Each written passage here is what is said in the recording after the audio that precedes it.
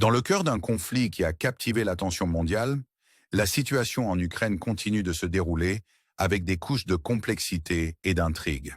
Aujourd'hui, nous plongeons dans les derniers développements sur le front, en nous concentrant sur les mouvements stratégiques et les sous-courants diplomatiques qui façonnent cette guerre.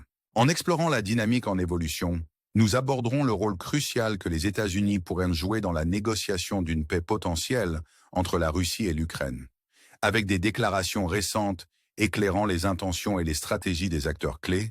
Nous visons à fournir une mise à jour complète sur ce paysage géopolitique chargé. Pour soutenir notre chaîne et rester informé des dernières analyses, envisagez de vous abonner si ce n'est pas déjà fait. Commençons maintenant ce voyage, en débutant par le sud, où la situation à Zaporizhia révèle une série de manœuvres stratégiques. Ces derniers jours, le front sud à Zaporizhia a été témoin d'une activité notable.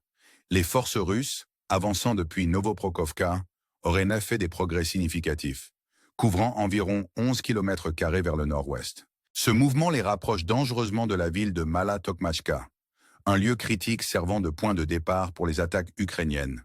Les Russes ciblent désormais cette zone, visant des points stratégiques tels que la prison locale, selon des sources comme Radob. Le succès ou l'échec de ces assauts reste incertain, mais les implications sont considérables.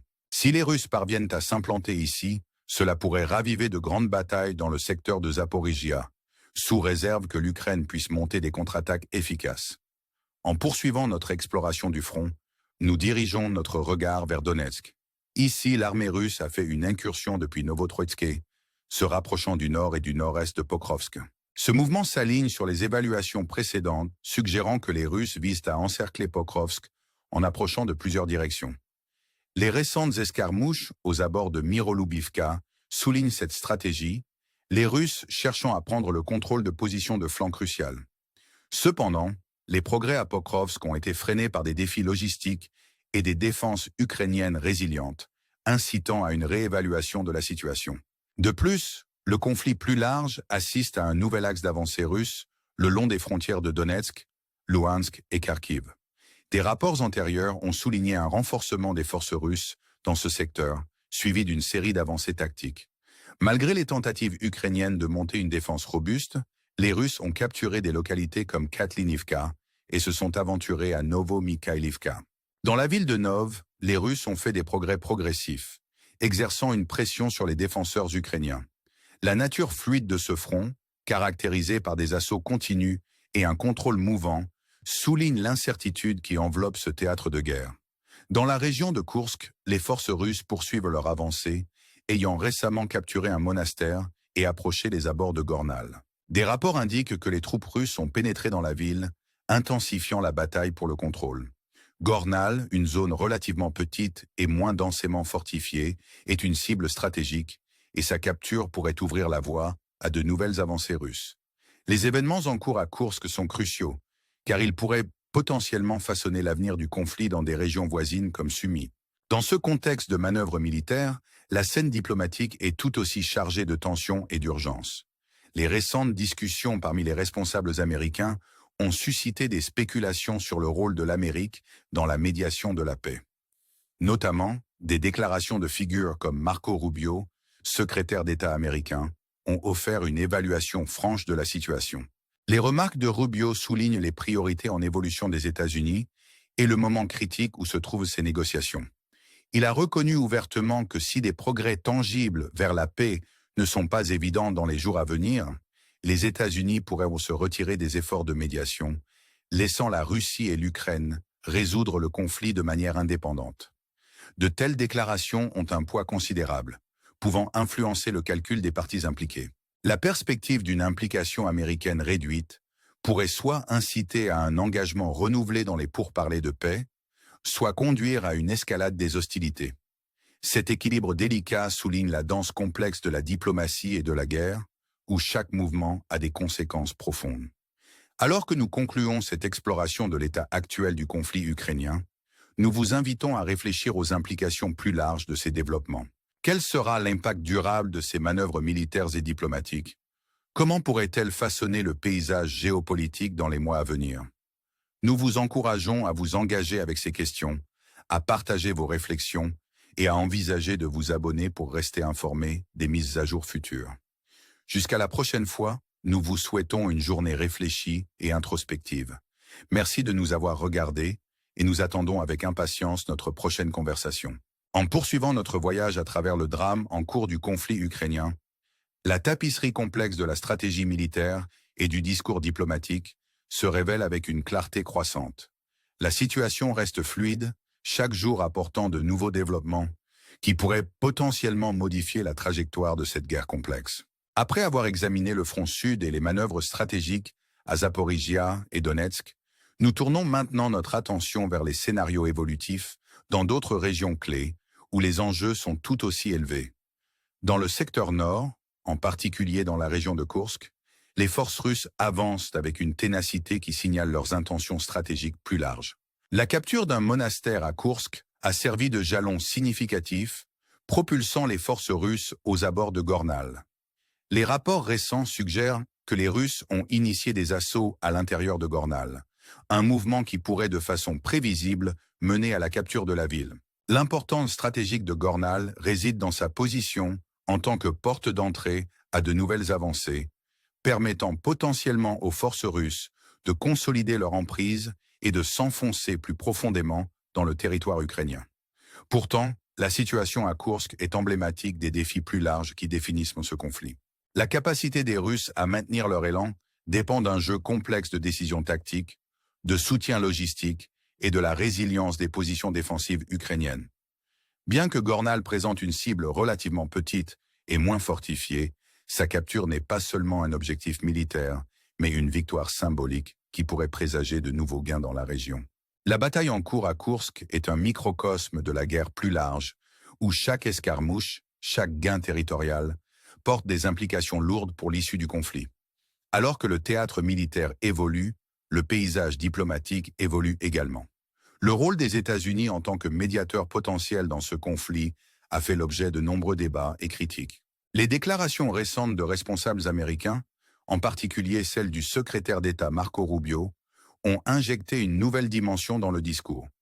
Les remarques franches de Rubio sur les priorités américaines et la possibilité de se retirer des négociations de paix si des progrès tangibles ne sont pas réalisés reflètent une approche pragmatique d'un problème complexe. Ce possible changement dans l'implication des États-Unis soulève des questions cruciales sur l'avenir du conflit. La perspective d'une médiation américaine réduite incitera-t-elle la Russie et l'Ukraine à redoubler d'efforts vers une résolution diplomatique?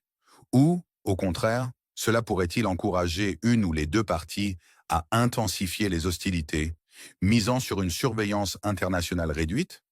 La réponse à ces questions reste insaisissable, résidant dans le cœur et l'esprit des décideurs clés impliqués. La danse diplomatique est encore compliquée par les dynamiques internes au sein du gouvernement américain, où différents points de vue et stratégies rivalisent pour la prééminence.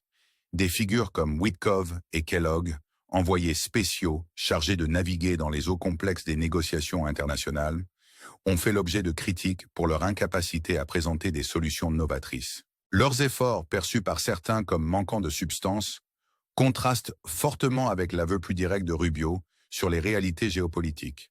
En réfléchissant à ces courants diplomatiques, il devient clair que l'interaction entre les développements militaires et les efforts diplomatiques est profondément entrelacée. Le succès ou l'échec des négociations pourrait dépendre de l'évolution des dynamiques sur le terrain, où chaque gain ou perte territoriale résonne dans les couloirs du pouvoir et influence le calcul de la paix. Dans cette toile complexe de conflits et de diplomatie, l'élément humain reste omniprésent. Les soldats sur les lignes de front, les civils pris dans les tirs croisés et les dirigeants stratégiques derrière des portes closes font tous partie d'un récit complexe qui continue de se dérouler. L'incertitude qui entoure l'avenir de ce conflit rappelle l'imprévisibilité inhérente à la guerre et à la diplomatie. En clôturant ce segment, nous vous invitons à réfléchir à la danse complexe de la stratégie et de la négociation qui définit ce conflit. Quel rôle les acteurs internationaux joueront-ils dans la détermination de son issue? Comment les décisions prises dans des capitales lointaines pourraient-elles impacter la vie de ceux qui sont sur le terrain? Nous vous encourageons à vous engager avec ces questions, à partager vos idées et à envisager de soutenir notre chaîne pour rester au courant des développements futurs.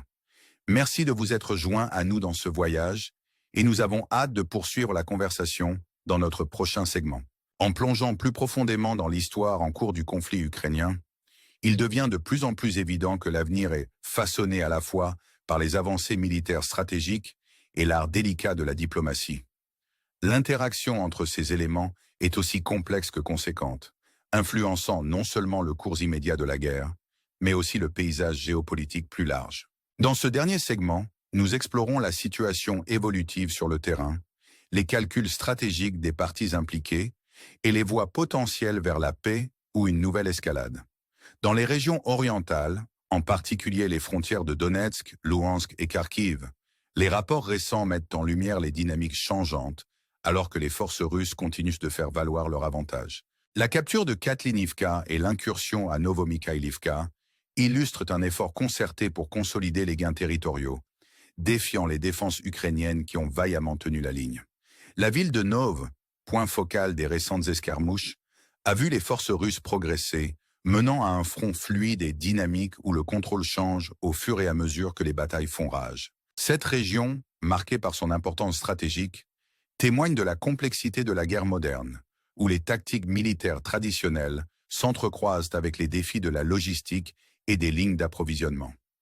Les avancées russes, bien que significatives, sont confrontées à des contre-attaques ukrainiennes résilientes, mettant en lumière la ténacité et l'ingéniosité des défenseurs. L'issue dans ce secteur reste incertaine, un reflet de l'imprévisibilité plus large qui définit ce conflit. Simultanément, le front diplomatique est inondé de spéculations et d'anticipations. Le rôle des États-Unis, acteur clé dans la géopolitique internationale, reste un sujet d'intense examen. Les déclarations récentes du secrétaire d'État américain, Marco Rubio, ont suscité une réévaluation de l'implication de l'Amérique dans le processus de paix. Son aveu franc des priorités changeantes et du retrait possible des efforts de médiation souligne l'équilibre délicat de la diplomatie internationale. Ces développements soulèvent des questions profondes sur l'avenir du conflit. La possibilité d'une implication réduite des États-Unis pourrait servir de catalyseur à des efforts renouvelés pour un règlement négocié, ou cela pourrait encourager une ou les deux parties à poursuivre des solutions militaires. Les calculs stratégiques de la Russie et de l'Ukraine, informés par des pressions à la fois internes et externes, joueront un rôle central dans la détermination de la voie à suivre. Au milieu de ces dynamiques complexes, les voix de ceux sur le terrain, soldats, civils et dirigeants, résonnent avec urgence et détermination. L'élément humain de ce conflit, souvent éclipsé par les grands récits de stratégie et de diplomatie, rappelle avec émotion les enjeux impliqués. Les vies affectées par les décisions prises dans des capitales lointaines soulignent les dimensions morales et éthiques de cette guerre, dimensions qui exigent attention et réflexion. En réfléchissant à l'avenir, nous sommes rappelés de l'imprévisibilité inhérente du conflit et de la négociation. La possibilité de paix ou de nouvelle escalade dépend d'une myriade de facteurs, des décisions tactiques des commandants militaires aux manœuvres diplomatiques des acteurs internationaux. La route à venir est parsemée de défis, mais elle est également mûre d'opportunités de résolution et de réconciliation. En conclusion, nous vous invitons à envisager les implications plus larges de ce conflit. Comment la dynamique évolutive pourrait-elle façonner le paysage géopolitique dans les années à venir? Quelles leçons peut-on tirer de l'interaction entre la stratégie militaire et la diplomatie? Nous vous encourageons à vous engager avec ces questions, à partager vos réflexions et à soutenir notre chaîne pour rester informés des développements futurs. Vos idées et perspectives sont inestimables alors que nous naviguons dans les complexités de ce récit en cours. Merci de vous être joints à nous dans cette exploration et nous avons hâte de poursuivre la conversation alors que cette histoire continue de se dérouler.